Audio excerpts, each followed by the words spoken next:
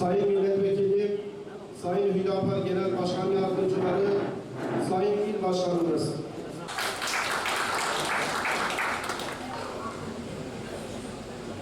Çok değerli Genel Başkan Yardımcıları, İl Başkanı, siyasi partilerimizin çok değerli temsilcileri, sivil toplum kuruluşlarımızın çok değerli yöneticileri, muhterem dava arkadaşlarım, çok muhterem hanımefendiler, beyefendiler, hepiniz hoş geldiniz, şeref verdiniz.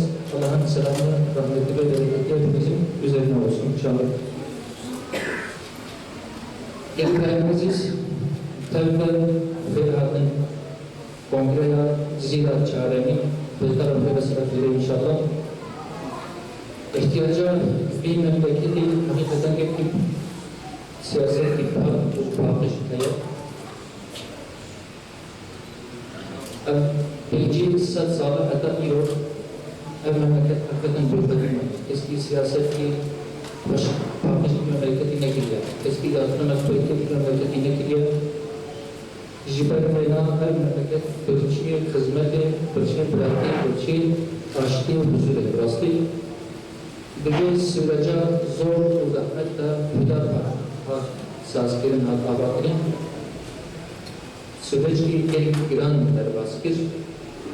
Ve sürece hakikaten bahseden teşkilattan meclisiye gerek süreci zor uzaklık derbaskirin ve bedeli girandan ve vesileyle millet müşkül edecek teşkilata çizgileri o endamı teşkilata meclisleri peşkeşliğin burada eravatlarımızın ki buralarla hizmet edeceğim ki buralarla keyla hizmet edilen ve buralar memleket bir huzur, hoşi, taşti, uğraşti ve bir hizmet edilen mahsus bir vesile bu millet hasaten ortaya maneviyata var, Rasulü'nün bizi Kudayı Teala'nın her memleketlerde bir projeli insanı art yetki ürünenmiş bana muhafaza inşallah.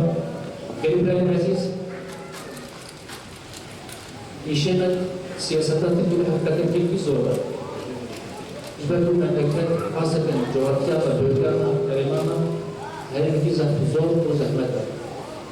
Siyasata tıklı hakikaten kırıcı ve mübareken dur Türkiye. Jiber ve fark kime ulan partiye değil. Siyasata gören bütün emnikar bakman partiye değil. Mecbur mikrofa ve asası ve din mübarek bakın. Millet ki zahmet ya siyasata maya millet gibi dici malum zaman fermi Türkiye bes milleti Kurd خبرنا ترکی خبرنا کردی دنال باهر کردن معنی سکین گروه تابعه کرمانجی ام نابینا خلیل مجلی دارن ام کرمانجی فکرن به ترکی خبر دادن ام زحمتی کیمه خبرانه لسان سیاستی جی براستی کرمانجی چکی زور گوگل مساعده کن دیجان نابین زبردانه خود ترکی دوام انشاءالله. Çok değerli kardeşlerim, bir kez Allah'ın selamıyla sizleri selamlıyorum. Bizim her zaman yaptığımız bir dua var. Ya Rabbi, sen bize hakkı hak olarak göster, ona uymayı nasip et. Aynı şekilde Ya Rabbi sen bize batıl olarak göster ve ondan uzak durmayı bize nasip et. Bu bizim bütün güçlerimizde yaptığımız duadır. Çok değerli misafirler, bu anlattığım çerçeve içerisinde bize göre siyaset halka hakça hizmet etmektir. Yani siyasi partilerin belli başlı bazı elitlerin ve bunların iktisadi kuruluşlarının değil, belki memleketin tamamının, halkın tamamının kazanmasıdır. Siyaset kurumlarının halkın sırtından rant, makam ve mülki peşine düşerek menfaate bul ve köle haline gelmeleri ülkemizin en önemli sorunlarının başında gelmektedir. Üstad Bediüzzaman'ın menfaat için yapılan siyaseti canavarlık olarak tarif etmesiyle mevcut durumu en güzel bir şekilde ifade etmektedir.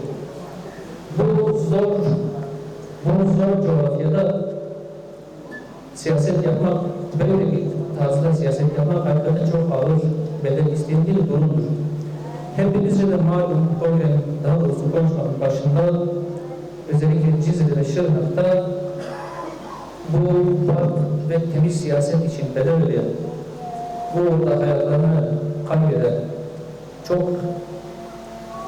aziz kardeşlerimiz var malum. Şehit Abdullah Deniz, Abdülcelil Talayhan ve Mehmet Şerif Şimşek kardeşlerimizi de bu vesileyle rahmetle yad ediyorum. Kendilerine ve ailelerine minnettarlığımızı sonuç koyuyorum.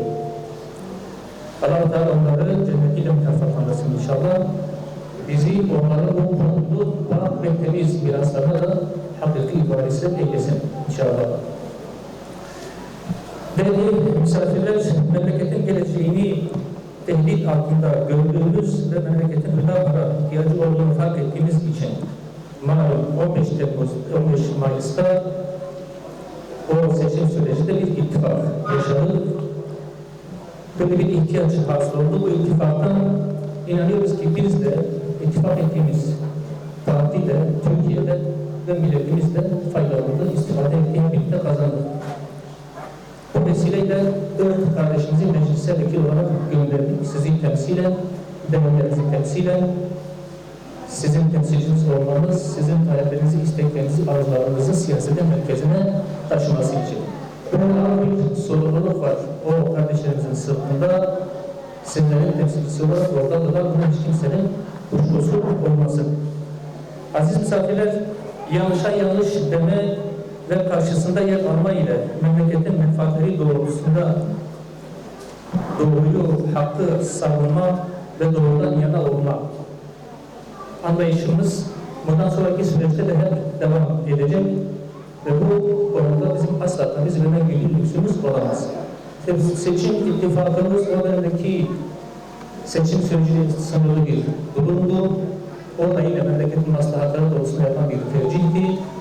Bundan sonraki süreçte de Allah'ın izniyle bizim siyasetimiz doğrudan yana olmak şeklinde devam edecek ve bu konuda taviz vermeyeceğiz.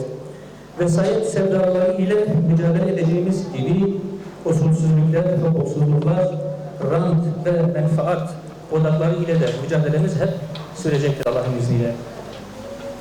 Herkesin hakkının tam ve eksiksiz olarak kendisine verilmesi için elimizden gelen her şeyi yapacağız.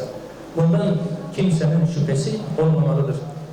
Değerli kardeşlerim, partimizin en öncelikli çalışma sahası ülkemizin kadim kültürünü, değerlerini, kardeşliği, toplumsal yapımızın temeli olan aileyi korumak ve genel ahlakı güçlendirmek ve bir kez daha ayağa kaldırmaktır.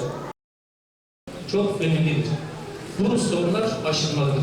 Etnik, kültürel ve inanç anlamında ülkede yaşayan bütün farklılıkları, bütün boyutlarıyla kucaklayan, herkesin kültürünün, kimliğinin, inancının garanti altına alınarak farklılıkları güce dönüştüren yeni bir anayasa yapılması, yeni yüzyılın mukaddemesi olarak kabul edilmeli ve ilk iş olarak bize göre buradan başlanmalıdır.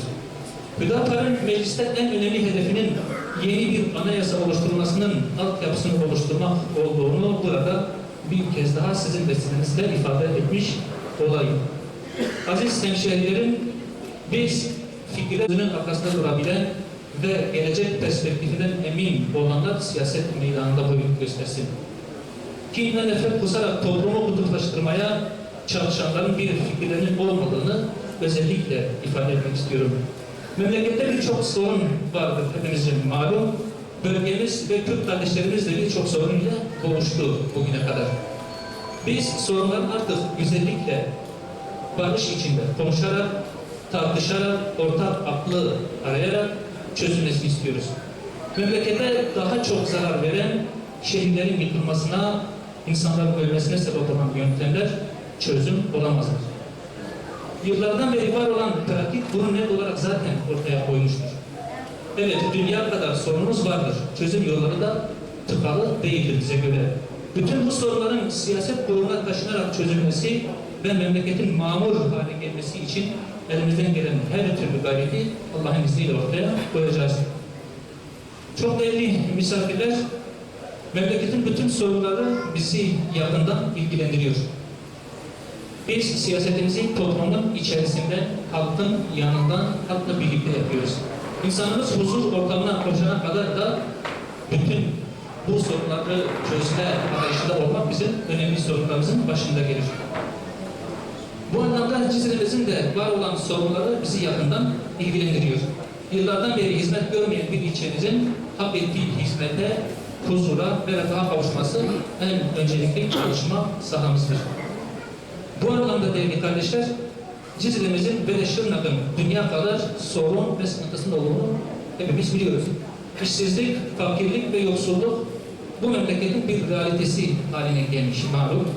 İşsiz gençlerimiz sokaklarda art niyetli insanlara malzeme oluyorlar. Kötü yollara giriyor ve bütün kötü alışkanlıklar onların uygulama sahası haline geliyor. Bu çok ciddi bir sıkıntı. Bu durum bize göre çok ciddi bir sorun ve memleketin belki de en önemli sorunların başında geliyor. Ve bu sorun bize çok büyük bir ıstırap veriyor. Çocuklarımızın, gençlerimizin, geleceğimizin bu şekilde art niyetli insanlar tarafından heba edilmesi bizim en büyük kaygımızdır. Bu mevcut halin bu şekilde devam etmesine izin vermeyeceğiz hep birlikte, Allah'ın izniyle. Buralarda yatırım yapmak ve gençlerimizi istihdam etmek için birçok alternatif oluşturulabilir. Habur gibi çok büyük bir imkan var aslında. Habur'dan yapılan ihracat yıllık 10 milyar doların üzerindedir. Ancak bu imkandan bölge halkı istifade etmemektedir. Buradaki vatandaşlarımızın ekonomik anlamda istifade etmeleri için Habur ile alakalı yapılabilecek birçok yatırım vardır. Ancak bugüne kadar böyle bir imkan oluşturulmadı. Çok cüz'i bir istifade alanı açıldı. Bu da toplumun mağduriyetini giderebilecek, işsizliği çözebilecek, yoksulluğu ve tedavi edebilecek bir boyuta hiçbir zaman ulaşmadı. Gabar Dağı'ndan çıkan petrol yeni bir saha ve yeni bir sektör açmıştır. Petrol ve petrol ürünlerinin işletilmesine dair bölge halkının da istifade edeceği ve bölgenin kalkınmasına vesile olacak birçok yatırım aynı şekilde yapılabilir. Bu memleket gerçekten 10 yıllardır hak ettiği hizmeti görmedi değerli arkadaşlar. Altyapıda çok ciddi sıkıntılar var. Hepimizce yine malum. Cizre'de olduğu gibi il ve ilçelerin neredeyse hepsinde çok büyük bir su sıkıntısı söz konusudur. Dicle Nehri'nin ıslah edilerek temizlenmesi, boğulmalara karşı önlem alınması aciliyet kesbeden bir diğer sorundur. Birçok eksiklik mevcuttur. Şırnak il ve ilçe teşkilatlarımızla var olan bu sorunları çözmek için elimizden gelen her şeyi yapacağız. Ama bunu biz hep birlikte yapmak istiyoruz. Bütün sivil toplum kuruluşlarımız, bütün siyasi partilerimizle birlikte bu sorunları gündemimize alıp, istişarelerini yapıp, yol haritasını da biz birlikte belirlemek istiyoruz. Biz sadece seçim dönemlerinde rekabet ederiz. Ancak memleketin sorunları ve memlekette hizmet söz konusu olduğu zaman bizim için halkla bir araya gelmek, ortak aklılık bulabilmek ve birlikte memlekete sahip çıkmak bizim için çok önemli bir husustur. Rekabetimiz seçim dönemini bırakıyoruz. Ondan sonrasında memlekete, hizmete odaklanmayı biz çok önemli görüyoruz değerli arkadaşlar. Şırnak il ve ilçe teşkilatlarımızla var olan bu sorunları çözmek için ifade ettiğim şekilde bu çerçevede sizinle beraber hareket etmeyi biz Allah'ın izniyle prensip haline getireceğiz. Vatandaşlarımızın hastane ve tedavi hizmetlerine ulaşmaları çok büyük bir sıkıntıdır. Yine diğer bir sıkıntı. Hastaneler çok yetersizdir. İşleyişlerinde ciddi eksiklikler vardır. İkizce'de yapılacak olan hastanenin projesinde depreme karşı duyarlılık anlamında büyük eksiklikler vardı. projelendirmede büyük hatalar yapılmıştı. Bu hataların tamamlanarak bir an önce tamamlanması için Ankara'da da büyük bir gayret içerisindeyiz. Şırnak'ta da Allah'ın izniyle bu projenin hızlandırılarak tamamlanması için elimizden geleni yapıyoruz. Çok değerli arkadaşlar ve değerli misafirler, daha fazla sözü uzatmak istemiyorum. Hava çok sıcaktır. Kongremizin bu şekilde memleketin bu sorunlarının gündeme alınarak ve memleketin ihtiyacını giderebilecek tarzda sonuçlanmasını yeni seçilecek ekibin bütün bu realiteleri, bütün bu gerçekleri göz önünde tutarak iş başvuru yapmasını temenni ediyorum. Bizi bekleyen çok fazla sorun var. Çok büyük bir sorumluluk alarak biz bu işe sahip çıkmak durumundayız. Bunun bir diğer sebebi de şudur değerli arkadaşlar ve özellikle değerli Hüdapar mensuplarımız. Hüdapar bugün Türkiye'de çok ciddi bir umut haline gelmiştir. Siyaset kurumunun iflas etmesi, sorunlara çözüm üretememesi, her geçen gün sorunların daha da derinleşerek çözümsüzlüğe mahkum edilmesi, ekonomik sıkıntılar, enflasyon, sağlık sorunları, kardeşlik ve birlikteliğin tesisi, yeni neslin muhafazası ve geleceğin inşası, aile kurumu ve değerlerimiz ve diğer bütün hususlar Türkiye'de çok ciddi bir çözümsüzlük, bir akamet, bir tıkanıklık söz konusudur. Türkiye'de siyaseti takip eden herkes de siyaset kurumunun nasıl bir çaresizlik, nasıl bir aciziyet içerisinde olduğunu idrak etmiş ve aslında itiraf etmiştir. Bu anlamda Hüdapar şu anda toplumun umudu, sorunların çözümü adresinde bir nefes, geleceğin inşa edilmesine dair çok büyük bir umut haline gelmiştir. Bu umudun heba edilmemesi lazım. Türkiye'nin ve toplumumuzun bu ihtiyacını göz önünde tutarak yeni seçilecek olan kadrolarımızın, kardeşlerimizin Türkiye'nin bu ihtiyacını göz önünde tutarak meseleye yaklaşmaları, bu şekilde partilerine sahip çıkmaları, sorunların çözülmesine dair büyük bir gayret içerisine girerek malı, makamı, mevkii, rantı, ihaleciliği tamamıyla bir kenara bırakarak bunlara verecek hiçbir saniyesinin, tek saniyesinin bile olmadığını idrakında olarak partisine sahip çıkmalı ve insanlarımızın umudunu boşa çıkarmamalıdır. Madem insanların umudu haline gelen bir partiyiz, o zaman Allah-u Teala'nın bu nimetinin hakkını vermek, ona layık olmak, o donanma sahip olmak, eksiklerimizi tamamlamak ve hak ile birlik ve beraberlik içerisinde bu memlekete hizmet etmeyi de en önemli amaç, en önemli gaye haline getirmemiz lazım. Allah'ın izniyle geleceğin yükselen partisi Hüdapar'dır. En büyük sorunlarımız, en köklü sorunlarımız yıllardan beri, 10 yıllardan beri ve 100 yıllardan beri çözülemeyen derin mevzularımız Hüdapar'ın siyaset anlayışıyla, Hüdapar'ın azimli, gayretli hıp kadrolarının çalışmalarıyla çözüme kavuşacaktır. Yeni seçilecek kardeşlerimizin bundan sonraki süreçte siyasete böyle yaklaşmaları gerektiğini düşünüyorum. Kongrenin tekrar hayırlara vesile olmasını temenni ediyorum. Bir kez daha katılmanız için teşekkürlerimi arz ederek saygı, sevgi ve muhabbetlerimi arz ediyorum. Allah'a emanet olunuz.